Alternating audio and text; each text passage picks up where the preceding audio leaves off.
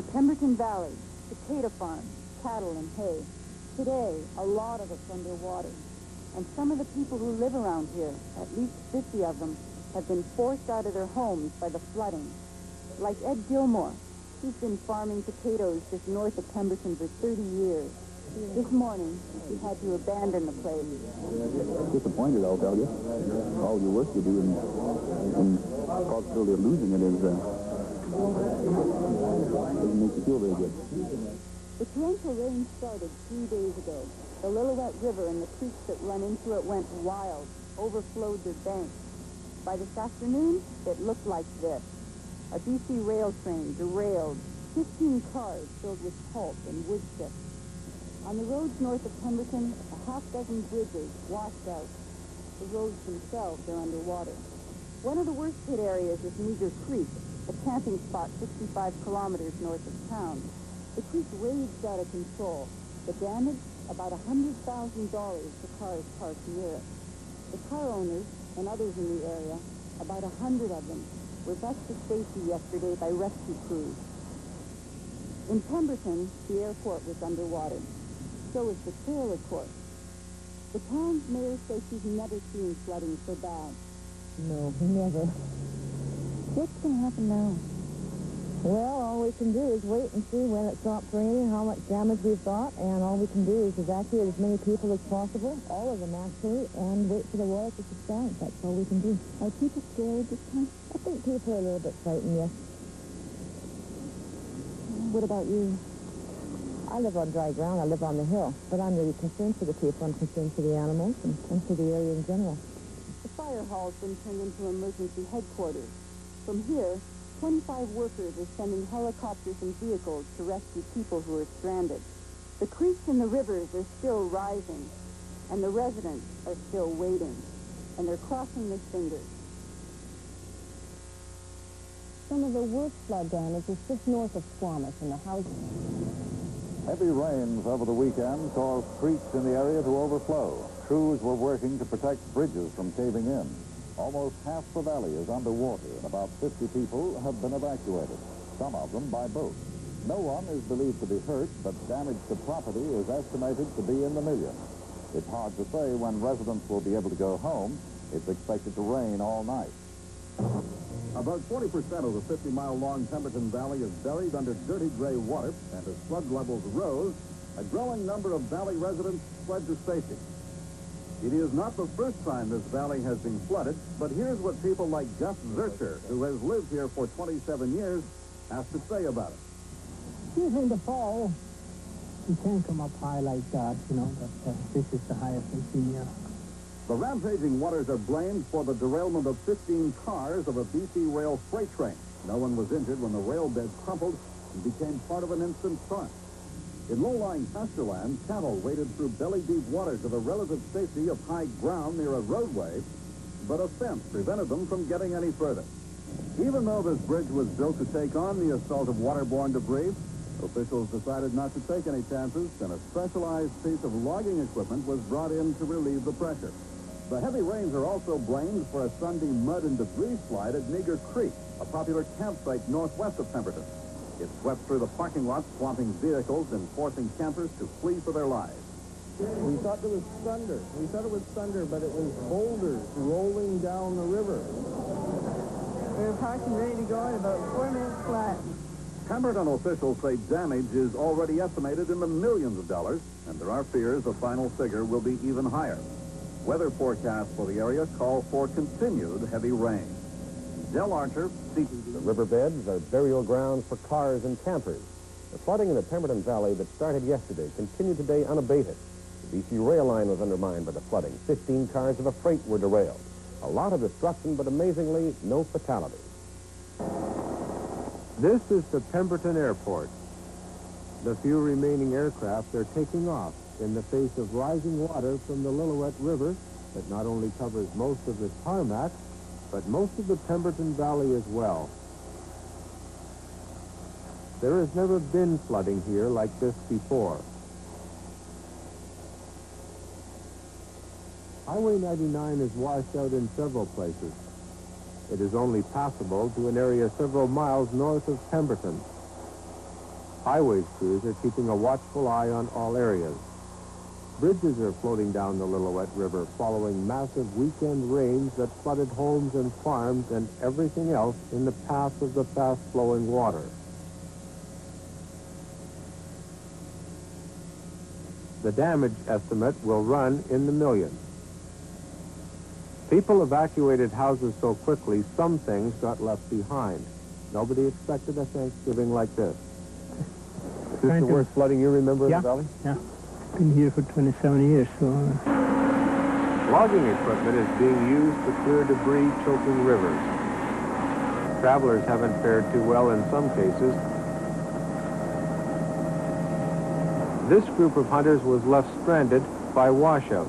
We're going to drive out this morning, and we come to the washout, so we've only been here since this morning. How many is there here? 7. 2 parties? 2 parties, yeah. How are you going to get out? Well, I think we're going to get a helicopter and get out. This is a last-ditch attempt by neighbors to save their homes. I think it's time to start evacuating, really, because it only has to come up here another foot here, and then the whole dike is the same. So we're just saving this low spot right now, and then it's... Are you worried about your house, which is over there? Yeah, well, I just built it. It's up fairly high. We'll just get flooded. We won't get anything with water damage, but we won't get washed out, I don't think. But this area here is all low, and it'll be flooded right now. The BC rail line remains closed following the early morning derailment of 20 freight cars approximately 1 mile north of Pemberton. The roadbed beneath the tracks washed out, and everything caved in under the weight of the passing trains. Meager Creek, 40 miles north of Pemberton, is usually a placid little stream. But Sunday morning, a glacier feeding the creek broke, and campers parked in the lot for a holiday weekend ended up fleeing for their lives, most leaving vehicles and belongings behind in a rush to escape the torrent.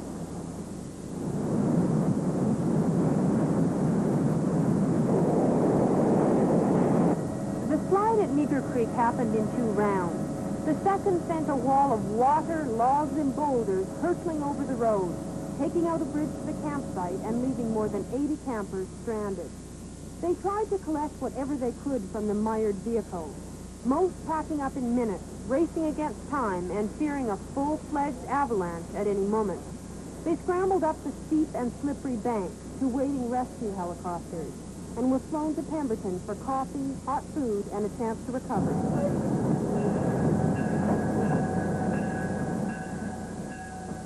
Late last night, the bedraggled campers arrived in North Vancouver on a train from Pemberton, clutching whatever they'd managed to take with them. Further up, the glacier broke, and it's just a massive, huge amount of water. It all started coming right down and came through the parking lot, and log jams, big logs about that high, and boulders all over the place. The night before it was a trickle. In the morning it was just raging. We thought there was thunder. We thought it was thunder, but it was boulders rolling down the river. We were parked and ready to go in about 4 minutes flat, and up that trail, it was all mud, and we could barely take what we had with us because it was steep like that. Just incredible. It was just unbelievable, you know. Feel glad to be alive today? Oh, yeah, it's very fortunate that nobody got hurt. The now mighty Meager Creek continues to overflow its banks, and there are at least 8 vehicles like this Jeep and Volvo that appear to be totaled. Others perch precariously on the edge of oblivion. It may be days, perhaps weeks, before the owners can salvage the remnants of their holiday weekend.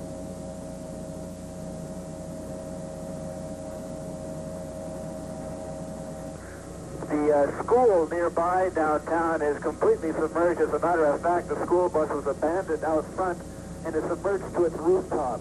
People we have seen have been walking along the railroad tracks, which are high enough not to be covered as yet, walking back to their homes and also canoeing away from their homes. But the situation is much worse than it was yesterday. Is it still raining heavily? I'm afraid it's a one-way phone call. Steve, we'll have you later on to give us an update. And I'll be back with a lesson. What's more, the forecast for the area is not encouraging. In Squamish, they've had 200 millimeters of rain, or 8 inches since Saturday. And in the Alta Lake area, they've had 108 millimeters of rain, 4 inches. And that's not all. The forecast for the next 24 hours, another 25 to 50 millimeters, just about 2 inches. Just as we were going to air, you were coming in the helicopter. I know you've had, close to a minute to sit here and catch your breath. I take it you were out in the midst of an evacuation overnight. Yes, when we got there, the main road into Pemberton was completely underwater. I'd say up to a foot or a foot and a half of water. And the car that was following us, that happens to belong to a CBC radio reporter, slowed down and became awash, and he abandoned the car, and when it was towed out, the water was right up over the steering wheel. That's as we arrived in Pemberton at 1 o'clock in the morning. That'll give you an example of what the water was like at that time. And it got worse overnight as the rains poured down. This is some of your tape here. Maybe you can, I know you haven't seen it. Well, that is the rescue attempt on the car, I guess. It's very difficult to see in there, but I believe that's the tow truck operator trying to string the cable. Yes, it is. This is an unedited videotape taken at 1 o'clock in the morning? 1 o'clock in the morning last night, and that's the Highway 99 just at the entrance to Pemberton. Wow. And that water was flowing, I would say, at about 20 knots. You could hardly stand in it. There's the tow truck. And they're just trying to get a cable on this hapless reporter's car, and he was following our camera van in. And he was a little critical of us slowing down, but we had some height to our vehicle, and he didn't. He was driving a small car, and as I say, he bailed out as the water approached the gunnels, and there's the cameraman taking a bit of a slip. Don Timbrell put in a yeoman's effort. There's the car. Now, you can see the interior light is still on. The car is almost completely submerged in water, and there was a heroic effort to get it out, and eventually they pushed it out. It was completely floating at this point, and you can see the two people just pushing the car out as it's floating in the water.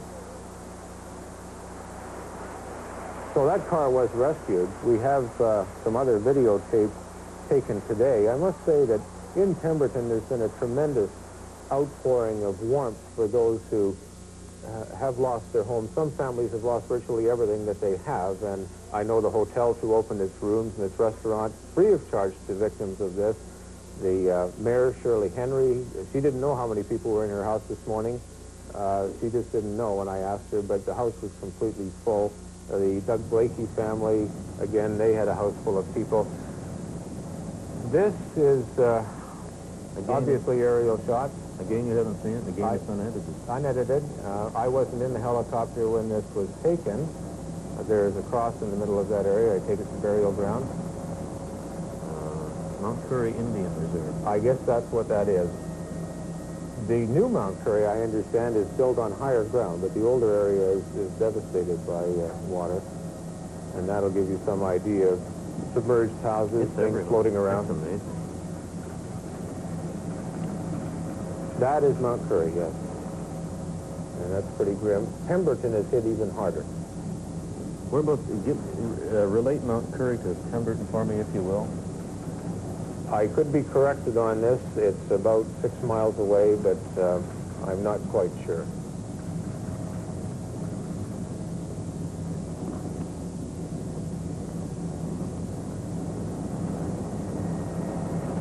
You can see how the road's closed. Highway 99 into these places is completely cut off.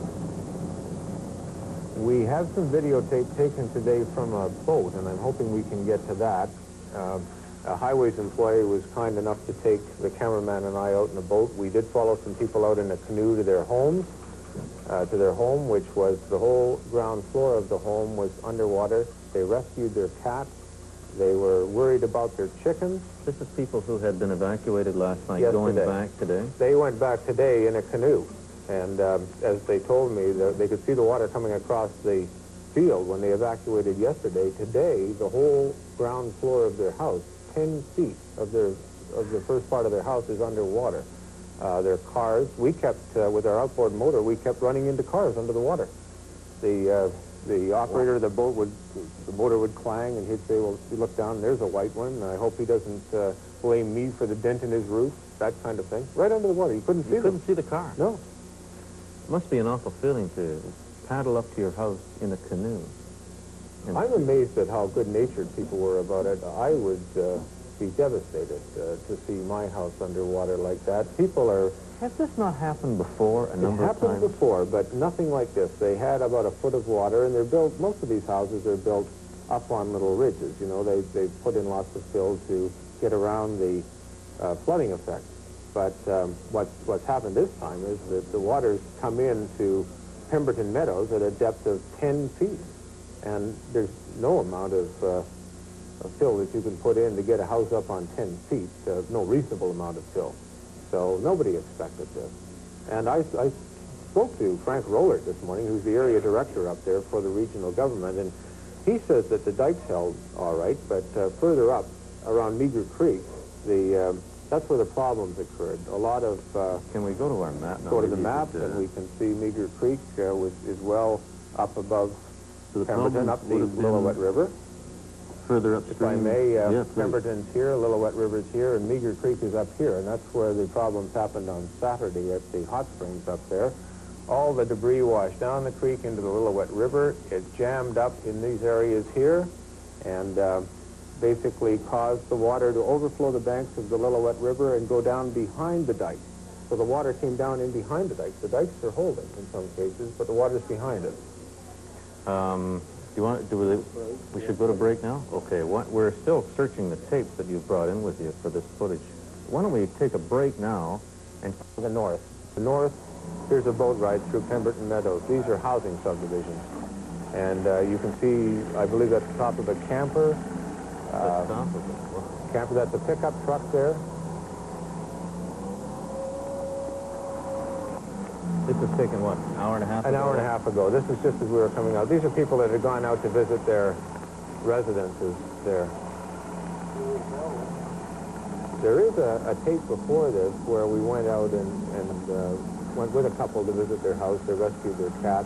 This is the tail end of the tape just as we were coming out, but it gives you an idea. That's the street these people are paddling up, and you'll be able to see the end of the street just in front of them there with cars parked there. And that is Highway 99 leading into Pemberton.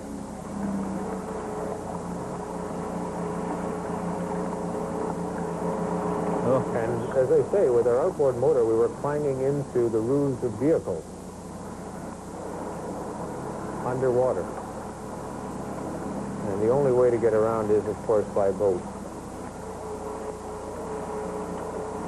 One homeowner had a boat that was partially tipped off the trailer and submerged. Apparently the water came up so quickly that he couldn't get it off the trailer.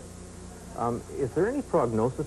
It is raining. You were saying it was raining all the way down on the helicopter to get back here. Yes, and blowing 30 knots. We were just blown all over the place coming down the Squamish River, upper Squamish River and Howe Sound. It was very, very difficult progress. Let me, just before we let you get away for lunch, let's have one more piece of tape you brought with you.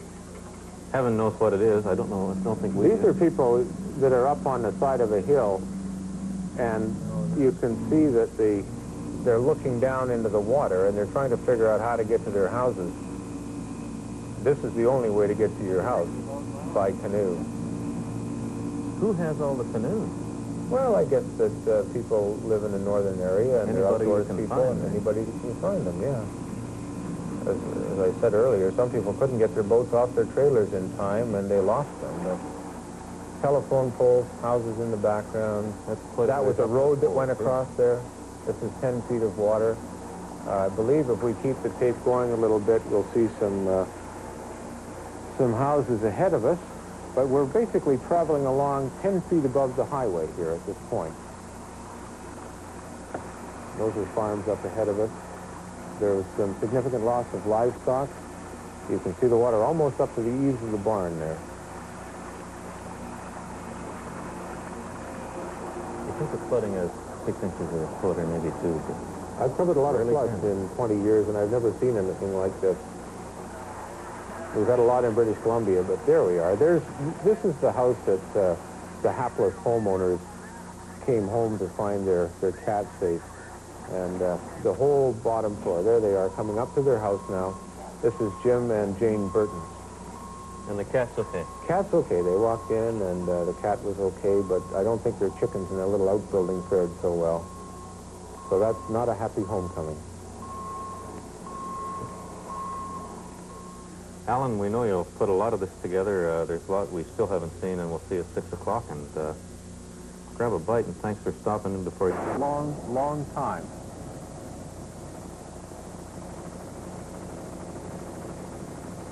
Homes and farms were rendered tiny islands in a sea of water. Only things taken to high ground were saved, like this Highways Department equipment. The BC rail line will be closed indefinitely. The company hasn't even considered how to clean up this mess. Some hunters and campers were marooned by major washouts north of Pemberton. Some had been stuck for days. How long have you been here now? Well, this is our second day, I think. Yeah. This all happened on Sunday night? Yeah, Sunday night. What was going through your mind when you saw this water coming at you? Try to get out of here pretty quick. Those who live on high ground above Pemberton were fortunate. Many of them played host to the less fortunate. Annette Blakey cooks breakfast for 40 people, many of them strangers who had lost nearly everything they owned to the rising waters of the Lillooet River. Have you lost basically everything? I don't know, the basement's flooded for sure, and I don't know about the upper story. I hope not. The Pemberton United Church, now known as Noah's Ark, is a temporary home to children whose parents work frantically to save whatever can be saved. What do you think of all the flooding? Well, I don't really like it because it wrecked my dad's car and a whole bunch of other stuff. The boat is the most useful mode of travel in the Pemberton Meadow area. These houses have been floated off their foundations by the rising water.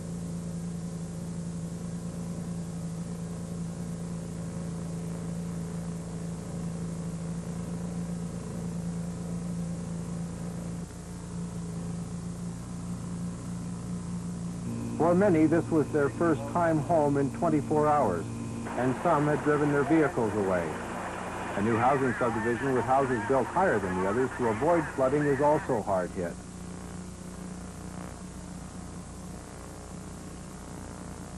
Some families had moved whatever they could to upper stories in their houses, and now they're worried about flooding there.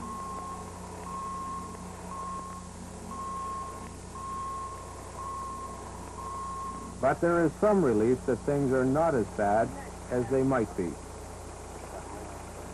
We left about 2 o'clock yesterday afternoon, I guess, and went to stay with some friends up at Whistler, our friend's place at Whistler, and then came back this morning. The water's a lot higher than when you left? Oh, yeah, it was just starting to come over the fields up here when we left. Yeah, you can still drive out. So you got your vehicle out? Oh, yeah. Except for my motorcycle, which is down there. And a tractor. And a tractor? Yeah. What about your chickens? Have you had a look at them? They're gone, I'm sure. Yeah. Well, The owners of some of these homes feel the flooding has been largely unnecessary, and the damage could have been limited if the authorities had acted quickly enough. 5 miles south of the town of Pemberton, the highway was partially washed out, and the town itself was completely cut off last night, except for a couple of boat patrols.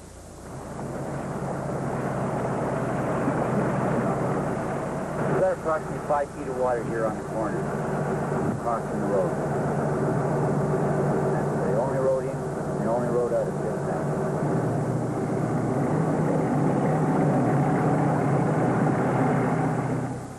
We've got the town. Mr. Fernandez, it sounds like you've got one big ugly job up there. Yes, we have.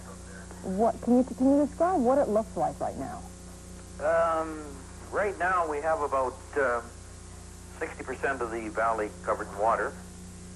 What we have is a 300 feet section of the dike has disappeared. And we now have the Lillooet River running through the downtown area of Pemberton. So you've got water going through stores and houses in downtown Pemberton? Yes, we have. Any idea how much damage, how extensive this is? How many homes? We have right now, we have 177 homes that are damaged. We have 49 homes that have water in them. We don't have a damage count on them. We have 21 homes on the Indian Reserve that now have water in them. And we have a high school that has 5 feet of water in it. How are you managing? I mean, Pemberton isn't a huge community. Where are you finding all the people to help you? Just about the whole community is involved in this. What are you doing? What are they doing?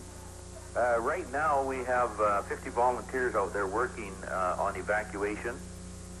We are evacuating with 9 small boats and motors and moving people around, and then we have backup crews who are keeping the food going and keeping the soup hot for us and the coffee.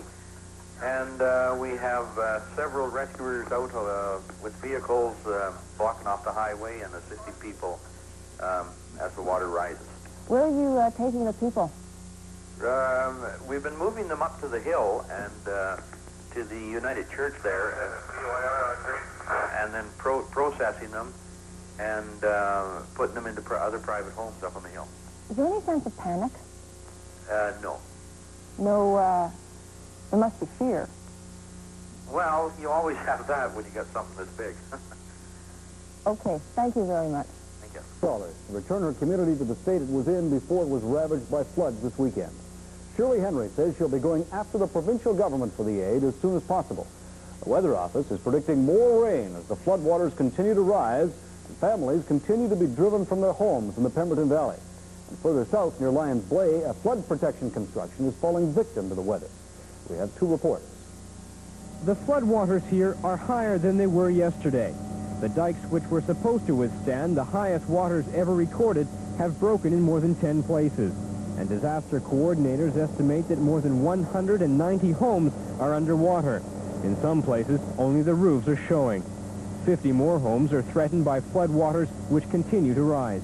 The river cut through the banks here, and it dropped a bunch of logs, took the fences with it, and it gouged out the field. It took all the topsoil off this year's potato field. It's gone down the road. What are we going to do with this next piece of land? But the top is off. We started here with nothing 29 years ago, and it looks like nature wants us to get out here with nothing again. Pemberton Mayor Shirley Henry did not know how extensive the flooding was until First News took her up for a bird's-eye view. She was going to ask the provincial government for emergency aid in the millions of dollars, but now she says she'll ask for even more. Shirley, you know these people well. How do you think they're going to take this? I think that they'll pull together and do as best they can. They've got terrific experienced people in the Pemberton Valley. What do you think they'll be asking of the Premier? Certainly for some help with their financial loss, you know, to their personal possessions and their crops and their animals. Any idea what this is going to be costing you? Millions. Last night I did millions and millions, and I would say millions and millions and millions. There's no way I can estimate now. Few residents were able to get to their homes, which they had abandoned last night. This truck barely made it over this river, which was once a road.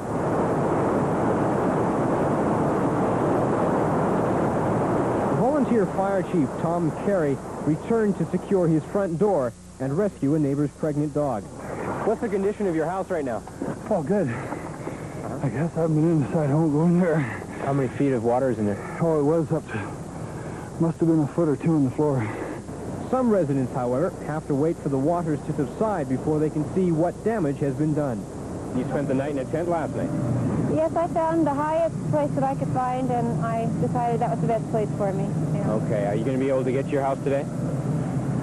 It's dangerous. I wouldn't attempt it. The water's rushing like a river. Work crews gave up trying to loosen the logjam around this bridge yesterday. According to one worker, the only thing holding the bridge now is a prayer. British Columbia Railway crews have not even attempted to clean up yesterday's 15-car derailment as the waters continue to shift the wreckage. Although this area has had more than the usual amount of rainfall, residents say there should not be this much water here. Some locals speculate that a warm October may have melted a few of the old glaciers. But the real fear here is that the rainy season has not yet started. And unless the provincial government steps in to repair some of the dikes, damage here will only get worse. By daybreak, residents could see how bad it is. The people in this trailer court were evacuated yesterday. They live in the lowlands and were told it was coming. From the air, though, you can see there's not much that can be considered high ground. Mass devastation of water from one end of the valley to the other, except for the small area in the village that's on high ground.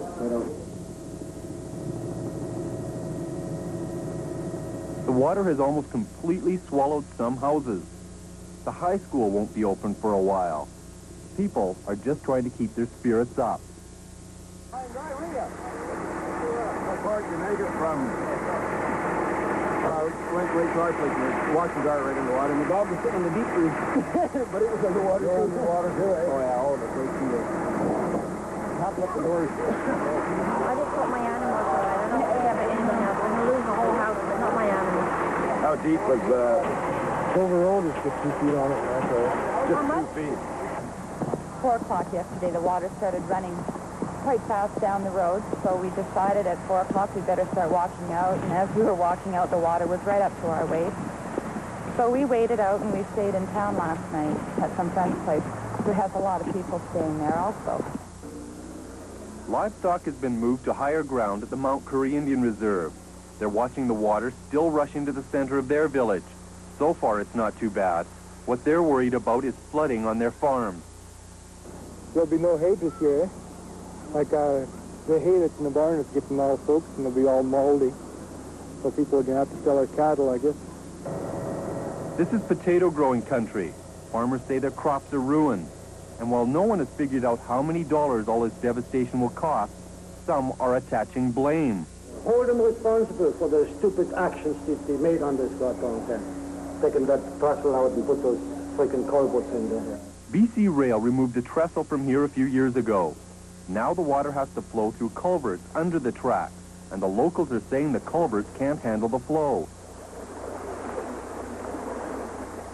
So now the railway dam instead of the railway track acts like a dam. The water doesn't go too fast enough, it builds up. So all those people in behind the dam, as the water builds up, it is a man-made lake. How's it been for people up there? They lost a lot? Oh, we've lost everything. Oh, yeah, our house is gone. I mean, you're not going to be able to fix it. There's 4 feet of water inside the house. Last night it was even higher, and it was just up to the top. BC Rail has problems of its own. Crews are trying to fix 3 washouts north of Whistler. The worst just outside Pemberton. This train derailed yesterday. Its cargo is still spilled across the tracks. But the rest of the cleanup in the area will have to wait. Since Saturday, they've had 8 inches of rain, and another inch is expected tonight. So the people in the area will have to look for higher ground once again. Wayne Williams, CBC News, Pemberton. Pemberton, BC boat. The main street is now a river. Pemberton is the town hardest hit by what some are calling the area's worst flooding in 40 years. Wayne Williams reports. The flooding that began yesterday got worse today. 150 millimeters of rain in 3 days, and the Lillooet River spilled its banks. Much of the village of Pemberton, 150 kilometers north of Vancouver, is underwater. Mass devastation of water from one end of the valley to the other, except for the small area in the village that's on high ground. This trailer court was evacuated yesterday. Homes have been almost swallowed, and it'll be a while before the high school reopens. People are just trying to keep their spirits up. We got waterfront property anyways. We should have felt pretty good. Waters in the Pemberton area started to recede again today, but then after doing that yesterday, the flooding became even more widespread overnight. More families were forced to flee their homes. Some of them returned today in boats to salvage belongings. And then came the anger over why a lot of this is happening. And for a while, there was talk of dynamiting a section of the BC rail line to drain the valley. Alan Edwards updates the situation. The water in Pemberton rose through the night as homeowners and shopkeepers worked to salvage whatever they could. Some were more successful than others.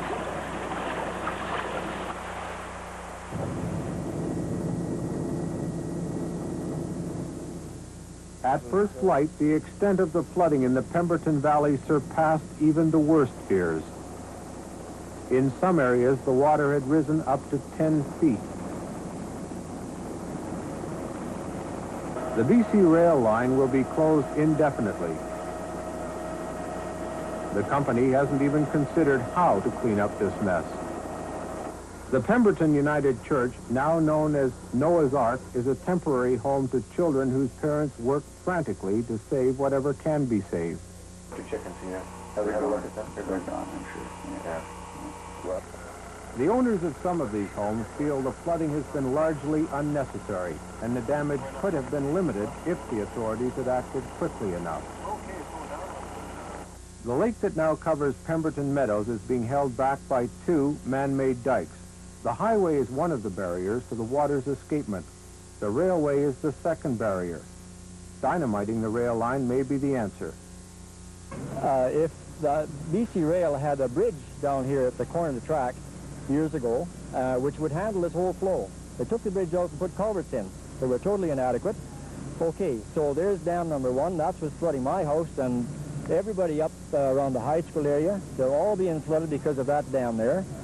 If that bridge was left in, and another bridge under the highway down here to let it through, then this water would all drain off. Right now the river has dropped about 2 feet, and yet the water in my house is still up to the floor. It hasn't moved. Some homeowners want to take matters into their own hands to save their homes after failing to get the attention of those in authority. Even as late as yesterday afternoon, several of us approached the people in charge and told them to blow that up or dig it up and to take out the highway and get it moving, but they bungled that one. Pictures of the area before the flooding are being reviewed by elected officials in formulating an emergency relief plan. Right now we're looking for some financial aid from the provincial government to remedy the damage that we've had in the area to our dikes and to our properties in the village and surrounding area, and maybe some assistance to prevent further problems with our flooding in the area. The Premier asked me to come up, and I brought Department of the Environment officials with me who are going to assess the whole situation, but I think as far as I can see, everything's under control. But while all the talking goes on, the threat of even more rainfall means the situation could worsen in the Pemberton Valley as displaced property owners brace themselves for the possibility of even more trouble.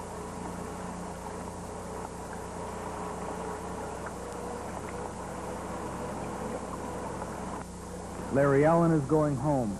Like everyone else, he's taking a small boat to get to his property on the Pemberton Meadow.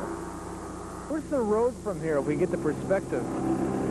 Road's over along just beyond these trees. You can see a few sticking out of the water over here, and the road's against that. And then it follows along up the line of trees and into the high school. The high school, it looks like it's under 4 or 5 feet of water. Larry Allen finds the same situation at his home. He has lost most of what is inside, as well as 30 head of cattle. But he will try to save what he can. How's it look? Take a look. It's right underwater. Are you able to save that? Well, I'm going to try to save this if I can. And whatever, it's just one hang of a mess. What was once a residential street is now a torrent. Most of the pavement has washed away, forcing the evacuation of more than 100 families.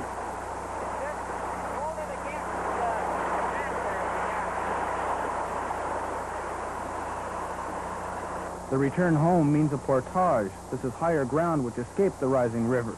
But it remains sealed off. Any provisions must be brought in by boat or helicopter, and neighbors help each other. Yeah, I think about here. Sure.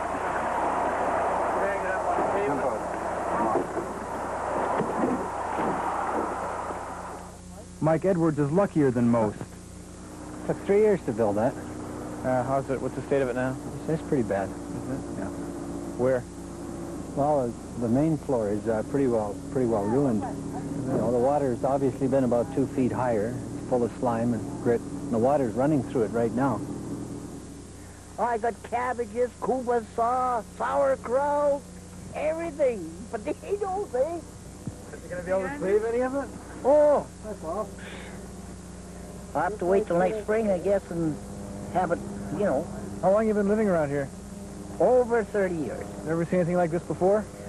I never seen anything like this before in my whole entire life. What are you going to do now? I'm going to stay here. Matter of fact, I'm even going to get buried here. To hell with it.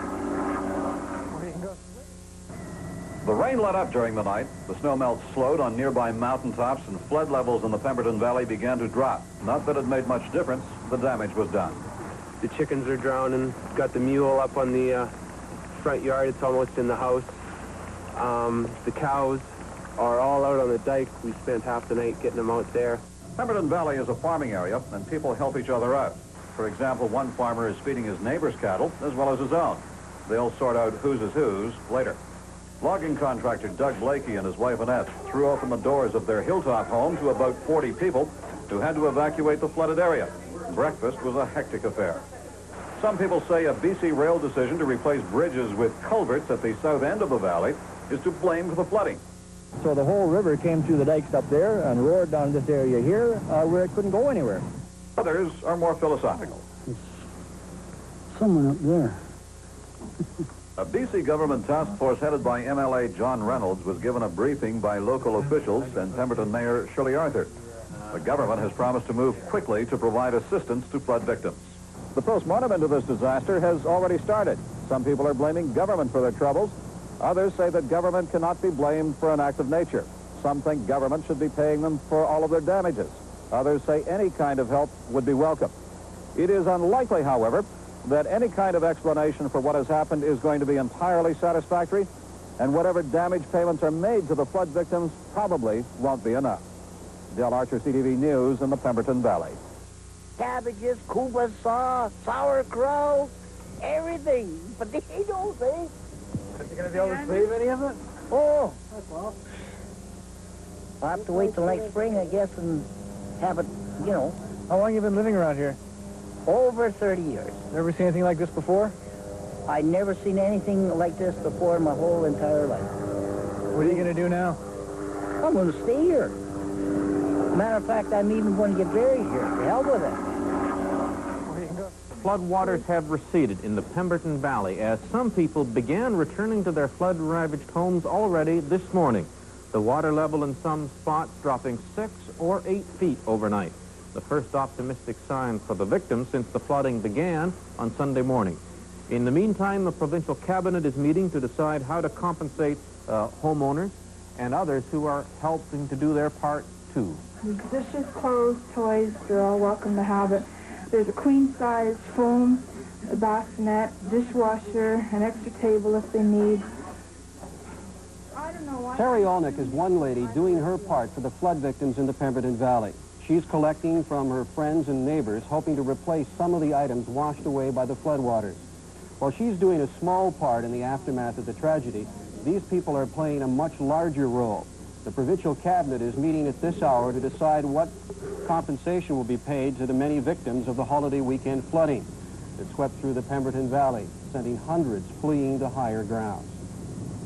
All emergency efforts, such as rescuing people, putting them up, making sure they're clothed, fed, and housed, goes into effect immediately. There's no action needed.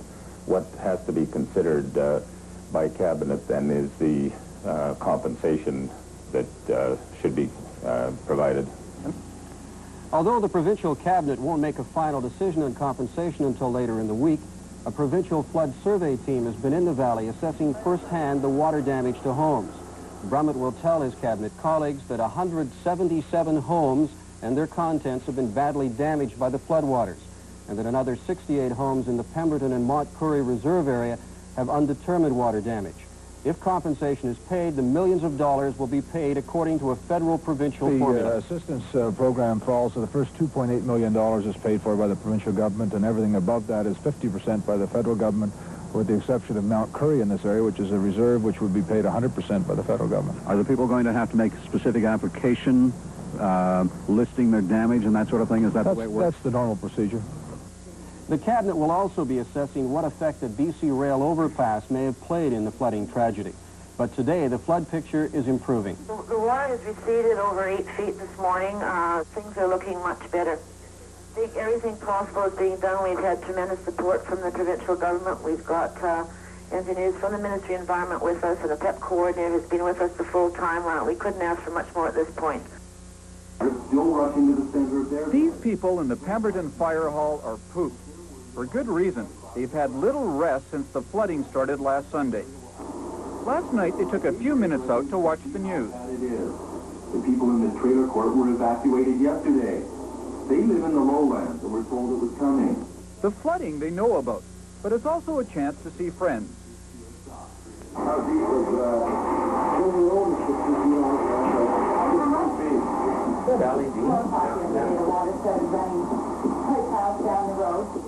But for Fire Chief Milt Fernandez, the viewing doesn't last long.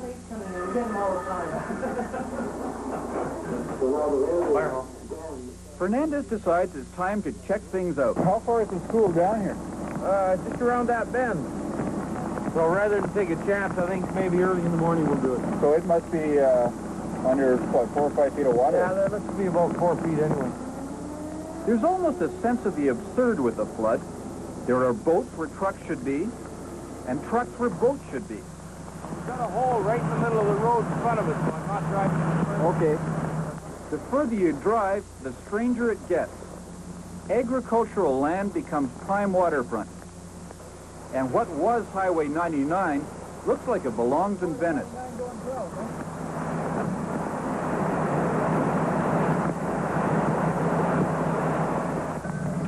A Mountie pulls up. He's been on the road, or what's left of it, most of the night.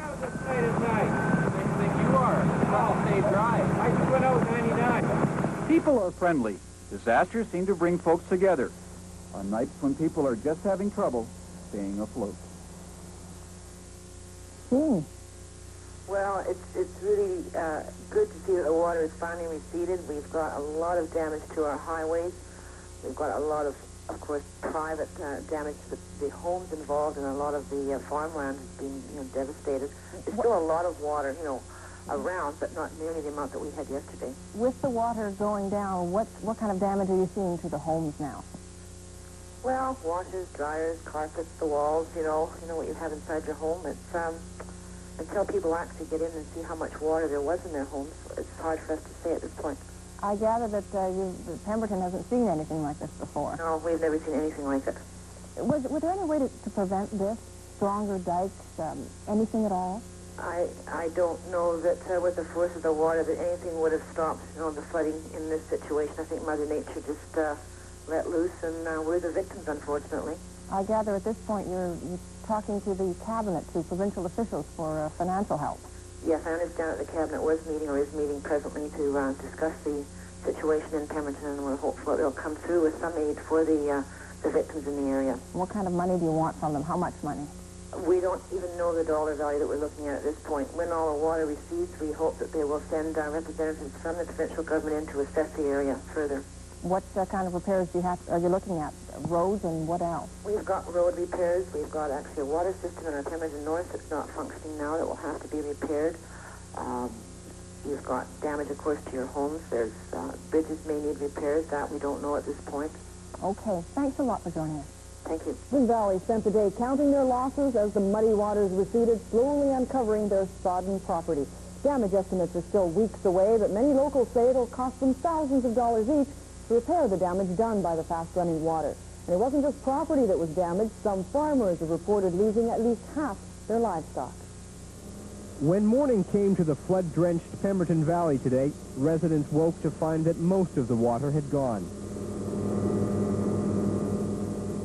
The school, which was under more than 10 feet of water yesterday, is now free of the flood. On Monday, this house was under 8 feet of mud and water. This morning, its owner spent 4 hours pumping out the basement. Oh, it's a lot of mud and stuff, and it's going to be very hard to dry out, but it will dry out. Contained in this stack of Pemberton history books is a detailed account of the Great Flood of 1940, which also ravaged the valley. Only a handful of the books survived this Great Flood of 1984. As the waters went down, everything that was once floating has settled. Vehicles are now reappearing, sometimes hundreds of yards from where their owners had left them. On one farm just north of town, drowned sheep lay bunched in a corner of the field. The farmer estimates he lost 200. Other sheep huddle on a small piece of high ground, waiting out the water. Bill Wilson saw his house for the first time since the flood. There's about a half an inch of silt all over the floor. You ever going to be able to clean it up? I don't know. We decided we're going to go into town now. There's nothing we can do. You going to wait till the water goes down more? Well, the water's down enough, but I think what we want to find out is what can be done about it. Well, we've just decided we're going to open up a disaster relief office in our regional district office. Probably tomorrow. We'll have information for people as far as, claims for any disaster that they've incurred. Okay, where's the relief going to come from? Provincial government, we hope. How much do you think they'll give? That, at this point, I can't say. I'm not sure. I haven't been able to speak to Cabinet yet. The cleanup here is slow. Water is still pouring over many farms from where the dikes had broken. One farmer took the responsibility upon himself to help the water run off. Who authorized cutting through the road here? Nobody. It's just emergency makes the law in this country. So you guys just did it yourself? Well, what are you going to do? Wait till the government gets off their ass and get it done? What would happen if this weren't done? These guys are going to lose everything they've got because it's still coming down. Nobody's closing the hole in the dike there because he can't get the equipment there. Mud and logs now cover many fields that were once fertile. Although most people here have already begun to count their losses, it could be months before the final damage estimates are completed. But many farmers expect they won't see a final tally for years. In fact, some say they may never be able to plant crops here again. Grant Fredericks, First News in Pemberton. Damage has been estimated at $10 million. Del Archer filed the report. John Jansen's home is still surrounded by about 2.5 feet of water. This was his first look at his property since he and his family fled to safety just ahead of the floodwaters late Monday night. He found that although the main floor of the home escaped damage, the basement and its contents, many of them valuable, were badly damaged. There was this emotional reunion between Jean Jansen and one of her pets before the couple began the inventory of damage. Oh, look at that pool table. Everything's floating. Oh. I'll be darned. Our clothing is mostly gone, and, like we said, our food is all gone, and we've got to have some compensation. Right now, we've got nothing to eat on right now.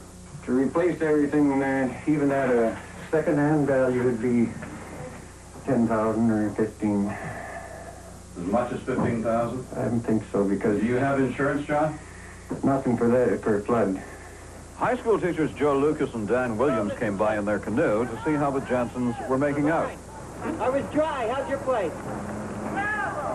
The teachers said they did not know when they and their students would be back in class.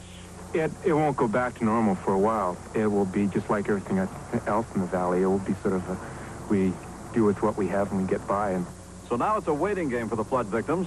The water levels are beginning to drop. The painful assessment of damages is just beginning.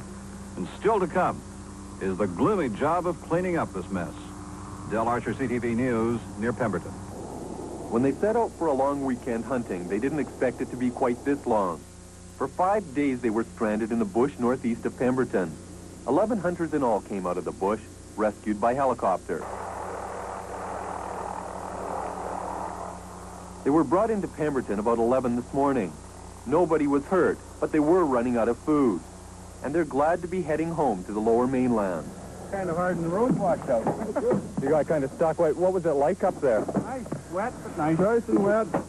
All our clothing wet. Ran out of food. Ran out of food? How long were you without food? Well, we were going to start on the deer today. At least we had a deer sitting there. Any other people up there? There might be. There's one guy left up there. They're going to pick him up, I'm sure. So you're glad to be back? What are you going to do now? Go home and go back to work. And they did drive out of Pemberton. Roads that could only be navigated by boat yesterday were open today. Water levels dropped as much as 8 feet in some places overnight, so residents returned to their homes to see the damage. Bill and Helen Goff have lived on the banks of the Lillooet for 14 years with no problem until now. Came to there right up into here, up on the television, because it's up here. And this is all wet in here. Carpets. And the carpets, yeah, it's just saturated. I don't know all that filth and that, eh? Yeah. I don't know, I guess we'll light a big fire in the back porch here and start from there. We have a wood stove, so we'll try and dry it out. This school bus was submerged to its windows yesterday. With water levels down, high school employees flopped through the wet silt to check out the mess inside the school. Go in the library and we'll take a look. That's where the mess is going to be. Yeah. Did you think it'd be like this? Once I heard the dikes went above, yeah. I figured it would be, you know, we'd get the water in here. Well, maybe we were a little lucky. We only got 4.5. What's the Ministry of Education said? Clean it up, don't worry about the money. I've been worrying about my house, and I've been worrying about here till today, because there's no point in here. So we've just been making provisions, long-term and short-term, as to what we're going to do to get everything going here, and get the kids back into school as soon as we can. The water didn't get inside this farmhouse, but the swollen creek almost knocked it off its foundation. Yeah, well, it came gushing through here, and then it kind of dipped and rolled up there again, didn't it? It was the current that really did the damage. It's not just the height of the water comes up slowly is not so bad, but the current is coming through pretty quick. Oh, Jesus. Well, as I say, you couldn't stand up. You couldn't even paddle a canoe in it. It was really dangerous the way it was coming through here. When it broke, it was just awesome. There's still plenty of water in the Pemberton Valley, but compared to yesterday, this is a desert. Roads have been severely damaged. Our own van almost toppled over on a soft shoulder. But locals are worried about more than poor road conditions. Rain continued through the day, and water levels rose slightly. But they have another problem. Roadblocks were set up at the highway leading into Mount Currie because of looters. 2 reported so far. Wayne Williams, CBC News, Pemberton.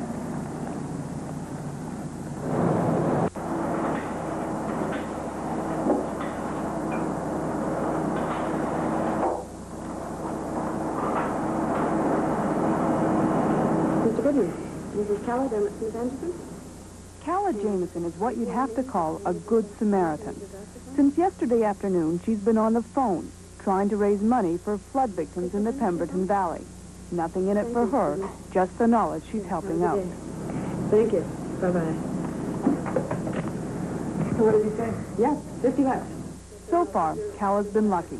The people she's called seem concerned. For the most part, yeah. So it seems to be some kind of opinion that insurance and government will take care of it all, but it's never enough, you know. Calla says the money she raises will be used to help Pemberton families who have lost their homes. It's not much, she says, but she hopes it will help. Why did you decide to do this? What? Yeah. Well, Thanksgiving. That's the whole point of Thanksgiving, isn't it? What? It's like Christmas, like... Well, you got lots to be thankful for, and you share. Milt Goodman agreed. He donated $50 to Calla's fund. Goodman lives in Deep Cove and knows what it's like to be caught in a flood. And the only way was for us to get together was with sandbags off the beach, because I live on the water, and we worked all night long sandbagging because the rain never stopped. So I could see those people had no chance of doing anything. This afternoon, Calla opened an account at the Van City Credit Union. $600 deposited in the Pemberton Disaster Fund. She says she's not really a good Samaritan, just a concerned citizen. But in Pemberton, concerned citizens count. For her, I think that's absolutely wonderful. If somebody could take the time to do that, I just think that's just beautiful. I mean, that's what this whole world's about, isn't it? 40 years. 8 inches of water fell over the Thanksgiving weekend. The water ravaged all but 5 blocks of the town of Pemberton. Over 300 people were forced out of their homes as water raced through the streets. So far, 177 houses have been badly damaged, and another 47 suffered minor damage of under $10,000. The carcasses of thousands of cows, sheep, pigs, and chickens are floating along in the muddy water where Highway 99 used to be. But today, a few families started moving back into their homes. One young Vancouverite decided that the devastated town of Pemberton needed more than just sympathy. So the 22-year-old secretary set up a Pemberton disaster account at the bank and has started to rally funds. We've got a bank account open now, and we've got about, $625 in pledges and donations so far. I know it's not very much, but I hope it helps. Calla Jameson works at Smith Anderson Marine Construction, located at the north foot of Rogers Street, right next to the fishing boats and construction cranes. For the last 2 days, she's been on the phone drumming up pledges for the flood victims in Pemberton who've been left stranded without immediate financial help. I looked in the paper and all these people were homeless. Everything, their own material lives wiped out, like in an act of God, they call it, you know. But so I just thought, well, why not? Right now they need emergency food and clothing and shelter, and they need to be, you know, to get their animals evacuated, and they need to get their families evacuated, you know, because you see pictures and people are sleeping in locker rooms. People have been phoning Van City all day, you know, wanting to know the account number and stuff. We're optimistic, and it's not the amount that's important. You know, everybody puts in a little bit, and before you know it, it's a big thing. Today, Calla has received over 20 calls offering private as well as corporate donations, which brings the total to about $625. Well, that's one day closer to getting it fixed, isn't it? Calla figures that now that the word is out about her fundraising drive, that the phone will be ringing off the hook, and that the people in Pemberton will have a means to get food and clothing that they simply can't wait for any longer. I'm Lois Warren for Vancouver. The clouds were low, but it hardly rained at all today in the mountains north of Pemberton. And that meant at last this party of hunters could leave their tent. They'd been stranded for 5 days. We managed to keep dry, you know, by drying everything out on the fire. So, you know, we didn't do too bad. We started to run out of food. We're just down to 2 cans of soup and lots of tea. But we're still pretty good. With the roads washed out, helicopters were the only way out of the valley. Near the town, the floods had finally started to go down. What was green today was underwater yesterday. But there still is a lot of water, and many of the roads are barely passable. Nobody died in the flooding. The only casualties were livestock, including Bob Lawrence's chickens. But it looks to me like I only have 25. Half his flock died, either drowned or dead from exposure. All their feed gone. The ones who lived were forced to eat their own eggs. They had laid a bunch of eggs, and I didn't have any feed, so I just broke the eggs and left it out there for them to feed on. Give them some. It was hard getting into his house. When he did, well, you know you're having a bad day when you can't imagine how you're going to clean up the mess, when you know you don't have insurance. Unfortunately, this house was built before the floodplain legislation where you had to build up high, and so most of the stuff is on the bottom floor, so I lost a lot. And it seems, you know, the little guy always pays for the big guy's mistakes. Now that the government... Late this afternoon, one of the big guys did come through. The government did decide today to provide emergency assistance to the people who have been hurt. The damage could be $10 million. The forecast is for light rain. Karen Webb, CBC News, Pemberton, British Columbia. A group of hunters still awaits rescue, and it comes by air, no thanks to officialdom. The government promises fast relief for property owners. His week-long crusade doesn't start till Sunday in Vancouver, but the world-renowned event... Water is receding rapidly. The cleanup has started, and the government is promising fast action on compensation. This was the 4th day of flooding in the Pemberton Valley, and finally there was rescue for one group of hunters. John Gibbs has the first of 3 reports from the area. It's starting to look like the Pemberton Valley again. When the Lillooet River dropped by as much as 2 meters, roadways and farm buildings became visible. Roads and buildings that were underwater a day earlier. There was a light rain falling throughout the day, but it was insignificant compared to the 200 milliliters that had fallen in the previous 3 days. With the flood in retreat, the government turned its attention to compensation for the 200 homes that have been damaged. Our ministry has already been on the scene with evacuation, accommodation, assistance, and anything of immediate necessities. Damage totals $6 to $7 million, and Brummett says BC will pay about 2/3 of that, with the rest from Ottawa. Homeowners will have to pay the first $10,000 damage on their principal residence, and the first $2,000 on contents. The government will then pay up to $75,000 compensation on the house and up to $20,000 on the contents, amounts that were worked out after the Lions Bay flooding last year. It was established that a person could acquire a home, a basic home, for $85,000, and they could furnish it for $22,000. That's not luxury accommodation, but that's basic necessities is what we're dealing in. As soon as the water levels drop sufficiently, the government will set up claims offices in the Pemberton area and will send in appraisers to assess individual damage claims.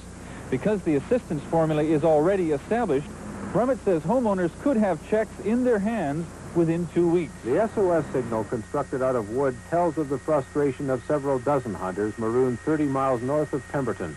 Cut off by road washouts, they have waited patiently while news and government helicopters came and went, and their food ran down to nothing. Only the forest surveyors. They came here and talked us for a few minutes, and they were kind of hurried to leave. And they left? Yeah, they could take us on the next phone there, on the village, but they didn't seem to care. You could say all were anxious to get out, including the dog and the 4 hunters who have been trapped here since Sunday. BCTV helicopter pilot Steve Wright obliges them. Yesterday, he had notified the RCMP of their plight, and nothing was done. 7 hunters, including a very sick man, have been trapped behind a washout here for days. Only one is left after one walked out and the others were evacuated. Well, we've had the helicopters in here, but you guys came by yesterday morning, didn't you? Well, we came by, but I told us the RCMP was going to be in 20 minutes. Well, they came by for a head count. That little helicopter from Pemberton. That's all. Local helicopter pilot Eldon Talbot finally took it upon himself to ferry hunters out. Well, I've talked to the emergency people, and they seem to really quite have their hands full down here. And I went to the RCMP this morning, and they said it's up to the emergency people, so it's kind of getting tossed back and forth. So who are you working for? I'm working for God, I guess. Pemberton Fire Chief Milt Fernandez, who says he's been under a lot of pressure over this issue, told us that he's dealing with 132 evacuations from Pemberton Meadows and didn't find out about the stranded hunters until late yesterday. At that time, he notified the RCMP. He could not say whether or not the RCMP had any plans to bring in their own helicopter to effect the evacuations. He did tell us that Pemberton could not afford to hire its own helicopter to evacuate hunters at $600 an hour. We're running low on food, so we started putting our food together, and we were just hoping somebody would rescue us before we ran right out. You were down to the end, were you? Yes, we were. We had a deer sitting there. We were ready to start on him. These hunters are obviously happy to see a helicopter landing at the remote outdoor school where they had taken refuge. They had run out of food, and one of them, a diabetic, must eat regularly to stay well. They will continue to wait for rescue.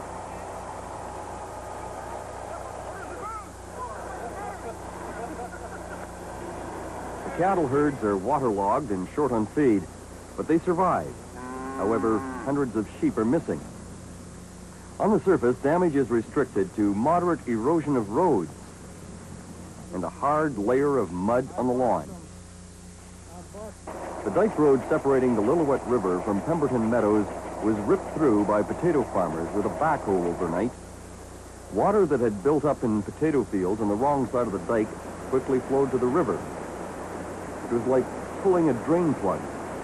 Levels dropped 10 feet. The Renville home was in 2 feet of it. But the home has a half basement, and everything on the lower level is sodden. I figure that we got about $15,000 worth of damage, and we didn't hit the top floor.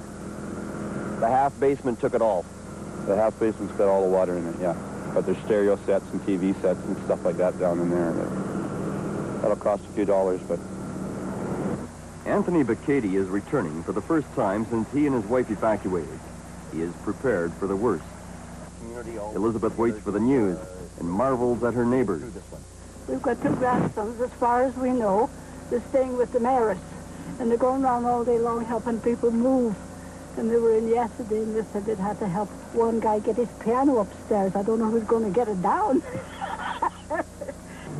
Anthony is so apprehensive, he doesn't want to open the door. No water in the house this time. Lucky. You happy? Yeah, there's no water in the house. It come up. But there's no water in the house. Not this one. Again and again, returning residents discovered their homes had been spared by a matter of inches. For many of them, though, there remains the tricky business of getting home.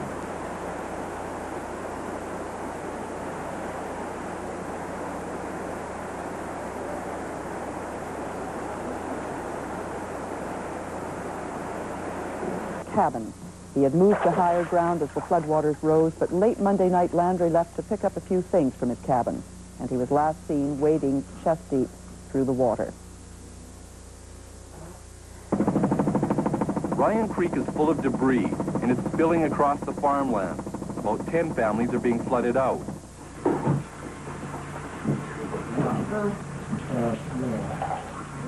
And back in Pemberton, the cleanup goes on. Residents have to put a dollar figure on their losses so they can collect compensation from the government. But there's a hitch. The scheme basically works like car insurance with a whopping deductible. Residents must pay the first $10,000 property damage and the first $2,000 on personal belongings. So it's possible each property owner could have to raise $12,000 before the government kicks in a penny. If the damage was less than the deductibles, the person is simply out of luck. If you got a $100,000 house and if you get 65 out of it, that's not too bad, but if you got a $10,000 house, you're not going to get anything out of it. If you have to put $10,000 deductible on it. So it's really the people at the bottom end. Well, yeah, it's the poor people that's going to get, they're not going to get anything out of it. Some people are saying they'll be wiped out completely, but the government doesn't appear to be backing down on its compensation program. I feel very sorry for anyone that suffers a tragedy, and I also know that there are things that can't be prevented. Nature can be very cruel, and but the government has a program that does provide major assistance at great cost to the taxpayers. But Anthony Bicady doesn't think it's fair. He's got a creek running through his property that he's got to fill in, and he doesn't know how much it'll cost, but he's sure he doesn't have the money. Well, I mean, not in the manner that they might change it, but the way they come at you, they just expertly throwing everything at you. You get this if you got that, and you haven't got this, well, you can't get that, and sort of a thing. I think that's just bureaucratic BS, Tonight, the Bicadys will be joining the rest of the town folk for a meeting. They're going to find out more about the government's compensation program, but they already know they're not going to like it. Breaks in lines or may have seeped into wells, so we are cautioning people to make sure that they chlorinate their water before they drink it, or at least boil it, and are very, very cautious. Pemberton residents will gather tonight at a public meeting to be brought up to date on the flood situation and to hear at least some answers to their many questions. Wendy Brecken, First News, Pemberton. Well, there's a little bit of good news for Pemberton vehicle owners. ICBC officials arrived in the area this morning to check water-damaged vehicles. People who make claims are expected to be paid as early as next week, at least those with comprehensive coverage. But apparently many residents don't have insurance. They'll have to shoulder the burden on their own. Pemberton residents who are recovering from the shock of their losses are now starting to see what can be salvaged, like their cars. ICBC officials estimate that there are some 200 total write-offs, which could mean up to $1 million in compensation, at least for those with comprehensive coverage. It appears that most of the people have vehicles that just don't have coverage with them. There's a lot of them that there's no compensation. And a lot of them just sitting with no plates on them. Well, this one will be okay. That oil is still oil. If there's water in the oil, it'll turn a grayish color, and you can see the fluid in there. But this one will be definitely a flush and repair type of deal if there's anything in the lower extremities. But vehicles that are partially submerged like this will still require some upholstery work and cleanup, drying out. When are they likely to get their money? It would be just a matter of days once we receive the report and verify lien checks, etc., that we have to look at before we can make final settlement. And will it affect their rates, their insurance rates? The rates will not be affected in any way. There have only been a dozen claims so far, so officials are trying to get a head start on paperwork by checking vehicles in the area and doing damage estimates. How bad up is it? So it looks like this one just got up this high, but no higher than the center. Yeah, that's what it looks like. You can see where it's... Okay, well that one isn't safe then. Oh. Now, what more than likely will happen is we'll get the vehicle towed Oh, that's what they said. into, but guys were- more than likely, to the Lauren Hillstroms. Yeah. And Lauren will do the flushing on it and just check your electrical system. Yeah. But it doesn't, usually, as long as it hasn't gone up into the dash, chances are that you're going to be all right. Oh. The T-Bird, I think, might be another story. You saw? Yeah. I just saw a work truck, so we can, that'd be great if it Well, was. you can get around with this, yeah. Yeah. But chances are with the T-Bird, we're going to have to... That's my husband's baby. Yeah. The corporation expects to recover about 25% of what it pays out from vehicles which can only be auctioned for salvage. It's not worthwhile doing anything with those. For sure, the Pinto is a total loss. The Ford, if the water was any higher than it is right now, it's a total loss. So there isn't really going to be much we can do till the water goes down and we can get them out of there. Connie Monk, First News, Pemberton. Several relief funds have sprung up around the lower mainland to help Pemberton residents who have been left without food and clothing because of the water this week.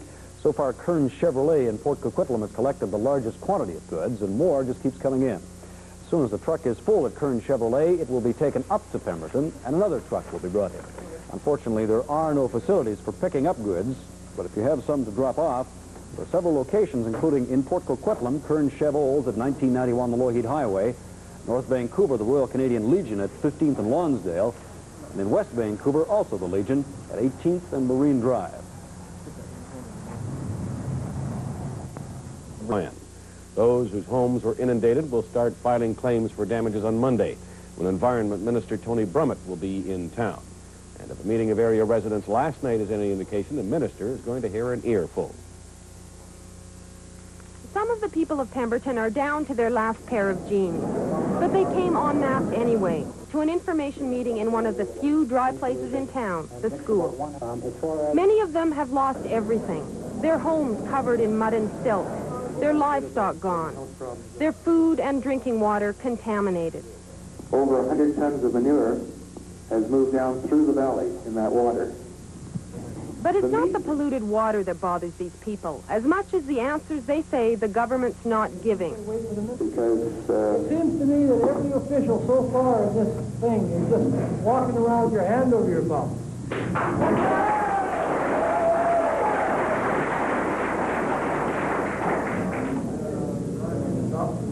We need help. To discontinue paying any property tax, income tax, federal tax, until we get some help.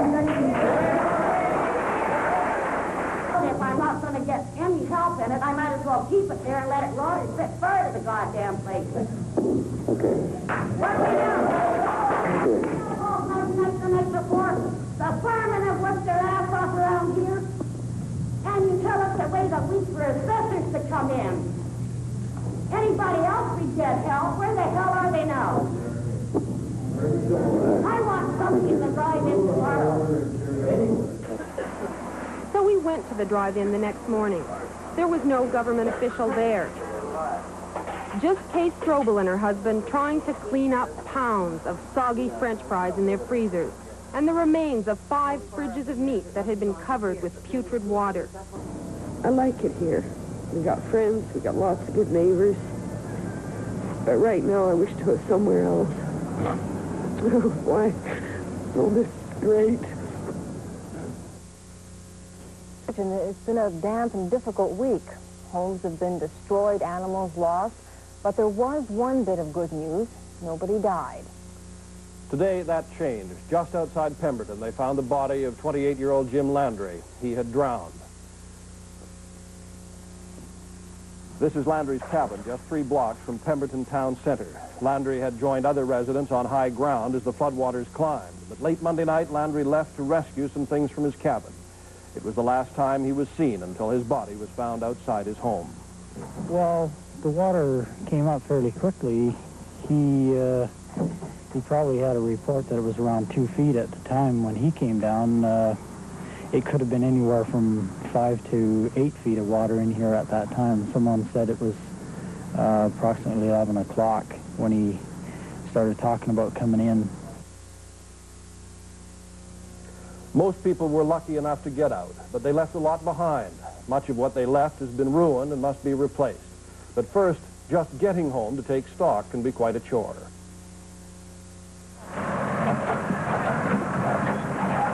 They're getting by any way they can in Pemberton.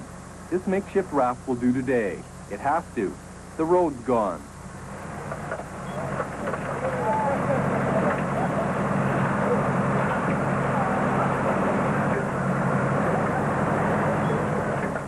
Crews deliberately tore out this section of the road to drain off nearby fields. They're repairing it as fast as they can now. They need the road to move equipment 12 miles northeast of Pemberton where the flooding continues.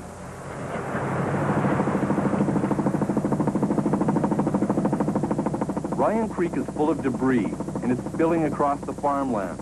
About 10 families are being flooded out. Say they're working as fast as they can. John Stanton, CBC News, Pemberton. Good evening. The receding floodwaters in the Pemberton Valley today revealed the first victim of the devastation. Police recovered the body of 28-year-old Jim Landry, who owned a sporting goods store in the Pemberton area. He apparently drowned while fleeing from a river swollen by torrential rains. As more residents returned to their sodden homes today, there was growing rage over the cause of much of the flooding and with the compensation package offered by the government. The floodwaters have receded. Now rail crews can get to work to repair the main BC rail line. They've shoved aside the wreckage. The waters are leaving, but the damage remains. Everywhere there's devastation. Devastation, debris, and muck.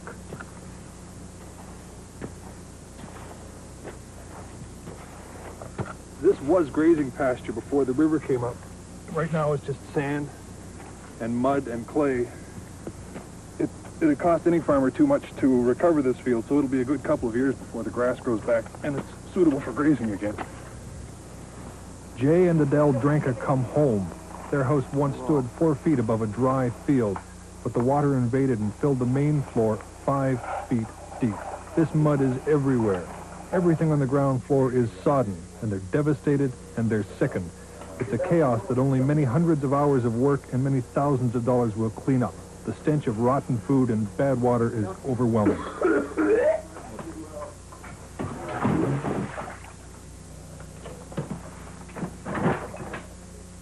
We're supposed to take everything out that we can and dry it out and that or whatever, and leave it for them to look at. But what do you do with crap like this?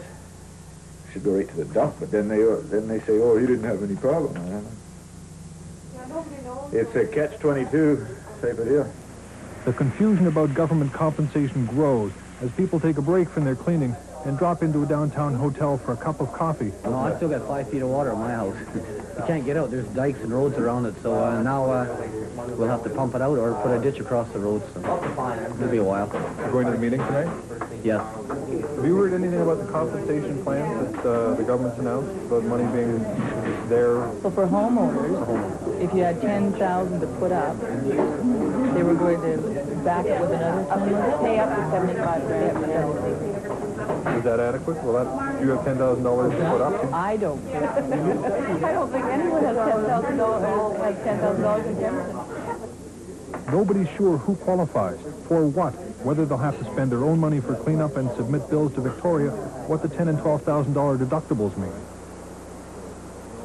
There won't be any discussion at this meeting tonight of the negotiations that are underway with the province for compensation, but the whole process and procedure of claiming for compensation will be discussed in great detail.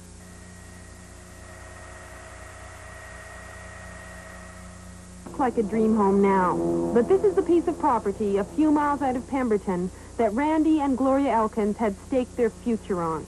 A week ago, it was covered in a foot of floodwater and silt. Much of the work, like these new stairs, will have to be redone. And Gloria's kitchen walls have been ripped right out. The insulation goes next. The whole thing's not worth much more than $10,000. and Gloria's afraid she won't see any of that. Pretty close to being right off the way. The walls are buckling, the floor is buckling, all the insulation is hooped, so it all has to be redone, so I don't know what's going to happen. Well, we've been in trailer courts for 10 years, and we thought we finally got a piece of land, and so now I don't know where we're going to go. We'll stay here, I guess, but I don't know what we're going to live in. There were many people in the same situation as the Elkins at a meeting with Environment Minister Tony Brummett. They alleged over and over that the government's guidelines are unfair, and the first person to raise the issue was Gloria's husband, Randy. Okay, when you set up a flat $10,000 rate, okay, the person who receives the full compensation, he's compensated about 90% for his losses. But the person who's living in a $10,000 mobile home or an older home like myself, they're taking 100% loss. So the people who need the help the most are not getting any help at all. It would be so easy to go back and review it and say, look, I could be a nice guy in Pemberton if I just dropped the deductibles. But I do have to also account for what that means down the line across the province to the taxpayers of this province, all of them, before I can go ahead and be that nice guy. Gloria Elkins doesn't have a lot of faith that the government will change its guidelines. But right now, that hope, however slim, is about all she's got. I think that's the impression a lot of people are going to, it's the little guy that's going to pay for the big guy to get their houses fixed, which is, you know, I don't mind the big guys getting their places fixed, but what am I supposed to do? What am I supposed to live in the meantime? I don't know. Many people in the same situation as the Elkins at a meeting with Environment Minister Tony Brummett. They alleged over and over that the government's guidelines are unfair, and the first person to raise the issue was Gloria's husband, Randy. Okay, when you set up a flat $10,000 rate, okay, the person who receives the full compensation, he's compensated about 90% for his losses. But the person who's living in a $10,000 mobile home or an older home like myself, they're taking 100% loss. So the people who need the help the most are not getting any help at all.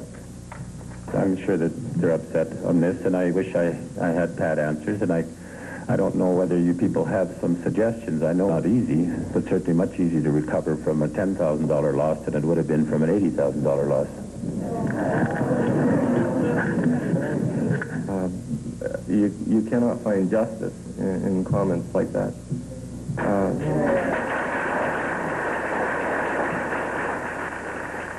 The minister is concerned about money and finding money to pay for these schemes, and that's understandable.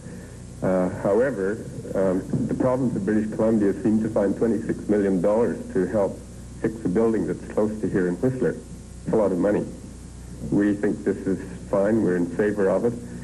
The same government finds the money to build the Coquihalla Highway, which is going to be very expensive.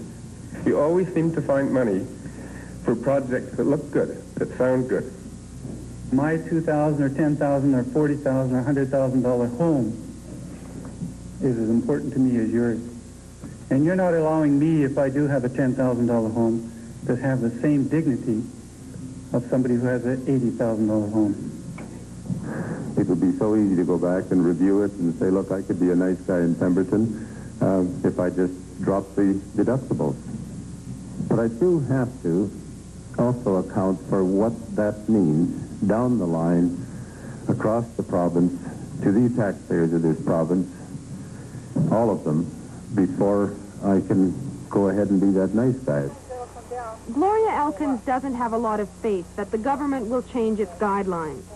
But right now, that hope, however slim, is about all she's got. I think that's the impression a lot of people are going to, it's the little guy that's going to pay for the big guy to get their houses fixed, which is, you know, I don't mind the big guys getting their places fixed, but what am I supposed to do? What am I supposed to live in the meantime?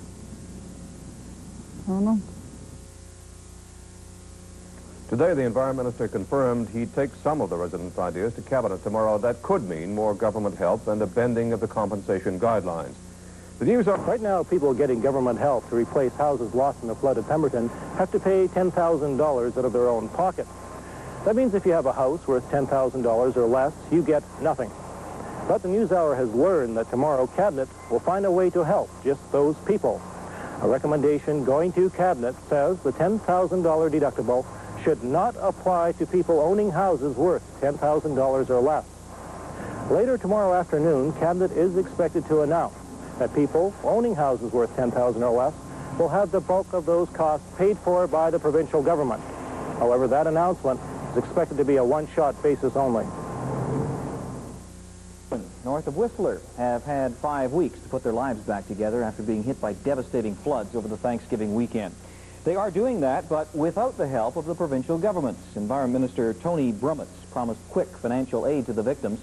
First News visited Pemberton this week only to find that those checks have not yet arrived. Fund administrators claim that the first payments are in the mail as of today. For many people, the government's help is too little, too late. A month ago, the people of Pemberton were desperately trying to dry out their homes and their farm fields after being hit by devastating floodwaters over the Thanksgiving long weekend. Now winter has arrived in the valley, and sub-zero temperatures and falling snow have made repair work on the more severely damaged homes difficult, if not nearly impossible. The first snow arrived early 2 weeks ago. Residents do not expect to see the ground again until sometime next spring. In the meantime, many of their homes remain uninhabitable due to damage received in last month's flood. The promised compensation money from the provincial government has not yet arrived, and for people like Bob and artist Lawrence, the bills are beginning to pile up. They're living in a rented trailer while they repair their own home. Mortgage payments, rent, and overhead adds up to $1,000 a month. Repairing the flood damage is becoming more expensive every day. To go from this point on now is going to be a very expensive proposition. You're talking about washer, dryer, fridge, freezer, rugs, chairs, Chesterfields. I mean, even if we do without all the frills, and say don't even put tiles down, we still have to finish the house to the point where we can live in it. And after you know, it costs a lot to build a home. And that's virtually what we're doing. We're having to rebuild this home. The Lawrences have chosen to reconstruct the main floor while at the same time using a fan in the crawl space below to dry out the rest of the house. They have re-insulated and drywalled inside, but winter has forced them to take shortcuts. One of the problems we had, we were supposed to take the sheeting off on the outside. There was some thought that we should do it before we started insulating and putting the gyprock in, but you know, that would have exposed all the piping and the plumbing and all that to the cold weather, so I choose to do it this way. I just hope I haven't made a mistake. It's very difficult. We can't do anything outside because everything's buried in snow, so we had to scurry around and just sort of bunch everything out and throw it into the sheds, and it will have to stay there till spring. The Lawrences may eventually receive as much as $30,000 from the provincial government. Damage to their small hobby farm and feed supplies doesn't qualify for emergency aid. Fund administrators say the 140 flood claims have simply been tied up in red tape. Coincidentally, they claim that the first checks are in the mail today. As for Bob Lawrence, there is one further problem. The provincial government has just cut his position as a Fish and Wildlife Officer. He'll be transferred to Castlegar in January, left paying the mortgage on a flood-damaged home hundreds of miles away. Wendy Vreeken, First News, Pemberton. It's been almost 3 months since the flooding here in Pemberton, but for people like Phil Wong, the man who owns this drive-in restaurant, the effects will be felt for years. Phil's drive-in sustained thousands of dollars of damage in the flooding, but the amount is below that of the deductible set by the provincial government, so he's been forced to take out a large bank loan to reopen his business. Just one of many hard-luck stories in this valley. Stan and Isabel Lefebvre have already received their check from the government. $35,000 for their house, $17,000 for contents. They say it will cost them $50,000 to rebuild, after first tearing down their old house for salvage. As for the house's contents, they say the government check comes up $35 grand short. We just finished this summer redoing the whole house and finished carpeting the whole thing. New furniture and everything? Mm-hmm. Now we start over again with second-hand furniture to start with, I guess, until we can get new again. Bob and artist Lawrence are in a similar predicament, minus the government money. They're still waiting for their check. Bob has lost his job with the Ministry of Environment unless he agrees to relocate to Castlegar by the end of next month, a move that would cause further hardship for this already beleaguered family. It's been stressful on our family. I mean, haven't had time to spend with these guys. And, you know, they, like my daughter said, you know, you're always spending time over at the house, and you're never spending any time with me. Yeah, it's extremely stressful to think about baking and buying gifts when you're trying to figure out how you're going to replace your fridge stove and all your belongings. It isn't fun. Mayor Shirley Henry, whose own home escaped damage in the flood, says government help has been slow but otherwise satisfactory. Some of the government assistance could have been a little speedier, but overall I think that the support has certainly been there from the provincial government. They've certainly answered my questions when I've had them. Jim Watson is one of a handful of people who will receive nothing, although both homes he owns are damaged. His principal residence received only $5,000 damage, not enough to qualify. A rental property across the street is a write-off, $15,000 down the drain. It hurts, let's put it that way, and when a person puts a lot of their life into it, and both my wife and myself have put a lot of time and energy into maintaining the place. Town officials say work on the diking system and repairs to the railway trestle, which helped hold in the rising floodwaters, could begin next spring. But there are worries that heavier than usual snowfalls this winter might combine with spring rains next year to cause a repeat of the Thanksgiving Day disaster. The town is ill-prepared to handle another flood when it hasn't recovered from the first one. Wendy Bricken, First News, Pemberton. The government is recommending that $10 to $14 million be spent in Pemberton to protect against future flooding, even as some residents are still waiting for compensation from the last disaster. It has been almost 1 year since Pemberton residents were devastated by overflowing rivers, which caused up to $9 million worth of damage. People are still cleaning up the mess, and most are bitter and frustrated. The fertile Lillooet River Valley is a farmer's delight, in one sense. But the natural forces which make this soil rich have a destructive side as well. Last fall, the valley was covered by as much as 10 feet of water. It killed animals, dumped sand on the fertile topsoil, and destroyed years of work invested in the farms. $5 million has now been paid by the government as compensation, but there are still half a dozen outstanding claims. Some farmers say next year's crops are in doubt in a number of fields. This man is working on his friend's tractor, trying to reduce the estimated $2,000 in repairs the owner can't afford. That was where your water level was on the tractor. So, of course, it filled up the engine. It filled up the transmission. What did I do with that plate? And you'll have gum like this inside the tractor, inside the motor. And this stuff that's a silt and oil mixture, and it's going to just destroy the whole thing. Whenever you subdivide farmland, you get, this clause gets thrown in, and if you have a flood on your property, you look after yourself. How much damage would you say in money that you had here? Maybe $30,000. And you didn't get any compensation? No, nothing. It's just, it's not fair.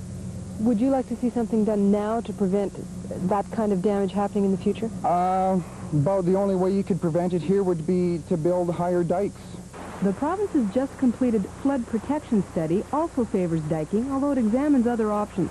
One alternative is to dig out the Lillooet Lake. The second option is flood-proofing, such as elevating homes. That would take $15,000 to $45,000 per home, a prohibitive cost for a measure the report says is impractical. The third option, the government's choice, is to rebuild current dikes and construct new ones.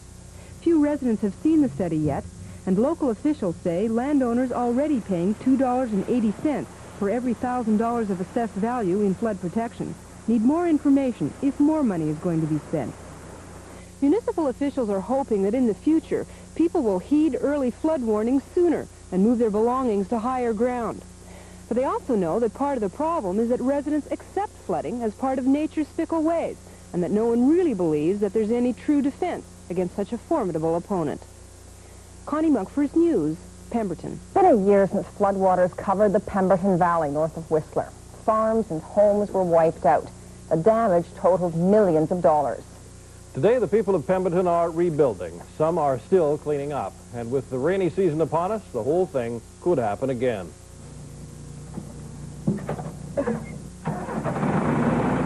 Tony Van Loon is still digging out, a year after he watched 6 feet of water cover his Pemberton farm.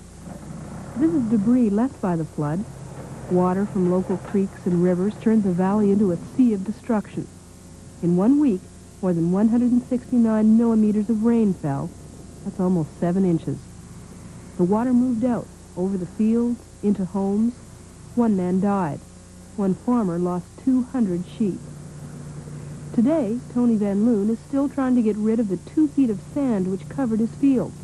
You can't grow seed potatoes in sand. You can't grow hay. And without hay, you can't feed your cattle. For Van Loon, it was if he had lost half his farm. Why do you stay here? Why do you stay here? Oh, where we go? The federal government got so much money in here. If I sell and pay my bills, I might as well just be on welfare like the rest of them. Now at least I got a tractor I can sit on. Belongs to the taxpayer. I still have to pay interest on it, but at least I got a tractor. No, what's the farmer going to do if he sells and goes somewhere else? Next year we might have a good crop. We had real good crops and we had real good prices for our potatoes. So one bum year, well, you just have to accept it. What are you going to do when you see the rains coming again? Get our ditches open to get the water off it. Van Loon is a hard worker, proud of the farm he hacked out of the bush almost 30 years ago. It hurts for him to be able to walk halfway into his potato shed. Normally, he'd have trouble getting past the door. At this time of year, it should be full. He usually takes 700 tons of potatoes off his farm. This year, he took in only 300 tons. These hay barns are also usually full. This year, Van Loon took in about 1/10 of his usual crop. Not enough to feed the cattle. Van Loon has now sold half his herd. He'll likely sell more. At least it's money coming in. It has been an incredibly hard year for Tony Van Loon and his wife Nell. They finally got $47,000 from the government last August, after a lot of fighting. The money didn't begin to pay for the physical damage to their farm, nor the pain of seeing their livelihood 6 feet underwater. They stay because it's their farm. Once you see that, you're gaining and you think you can get it in shape, you just don't quit and keep on working. The people of Pemberton hope the government will dig out some of the rivers, put in better drainage, or at least dike the rivers, so it won't flood again. Most are tired of the politicians, though. Their faith is in themselves, and that's why they stay. Connie Monk, CBC News, Pemberton.